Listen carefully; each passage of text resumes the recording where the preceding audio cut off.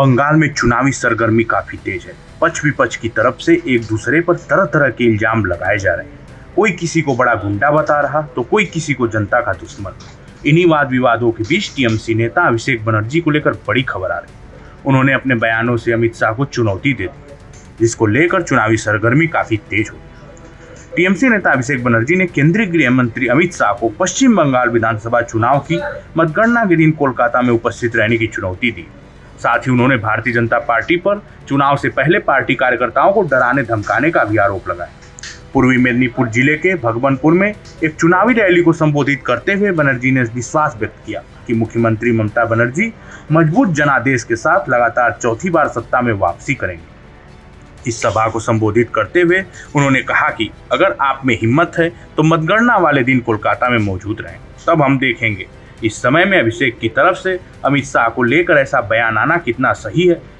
वहीं अगर हम बात करें बंगाल चुनाव की, तो यहाँ 294 सदस्यीय विधानसभा के लिए मतदान 2 चरणों में 23 और 29 अप्रैल को होगा और मतगणना 4 मई को निर्धारित की गई।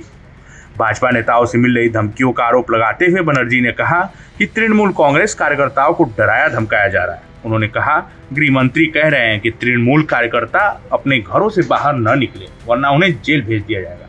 मैं उनसे कहना चाहती हूँ कि यहाँ आकर बंगाल की जनता को धमकाने की हिम्मत किसी में नहीं है। बीजेपी और तृणमूल कांग्रेस के बीच कड़े मुकाबले की आशंका को देखते हुए बनर्जी ने राजनीतिक जवाबी कार्रवाई का भी संकेत दिया। उन्होंने कहा कि मैंने ब्लॉक दर ब्लॉक, पंचायत दर पंचायत सूची तैयार कर दी और चुनाव बाद इसका हिसाब किताब ब्याज सहित पूरा किया जाएगा। वहीं भाजपा ने अतीत में आरोप लगाया था कि तृणमूल शासन के दौरान उसके कई कार्यकर्ताओं की हत्या कर दी गई या उन्हें डराया धमकाया गया था। बनर्जी ने केंद्र सरकार पर प्रवर्तन निदेशालय, केंद्रीय जांच ब्यूरो, आयकर विभाग और चुनाव आयोग जैसी एजेंसियों का इस्तेमाल करके चुनावी प्रक्रिया को प्रभावित करने का भी आरोप लगाया। उन्होंने कहा कि ये कुछ भी काम नहीं करेगा। आप जितना हमें बदनाम करेंगे, हम उतने ही मजबूत होते जाएंगे।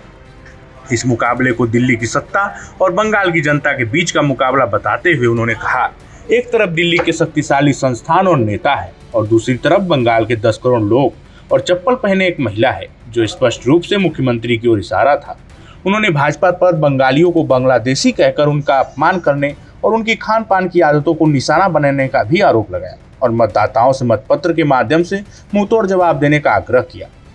वहीं कल्याणकारी आश्वासनों को दोहराते हुए बनर्जी ने कहा कि बंगाल में लक्ष्मी भंडार जैसी योजनाएं जारी रहेंगी। उन्होंने कहा, जब तक तृणमूल कांग्रेस सत्ता में है, माताओं को लक्ष्मी भंडार की सहायता मिलती रहेगी।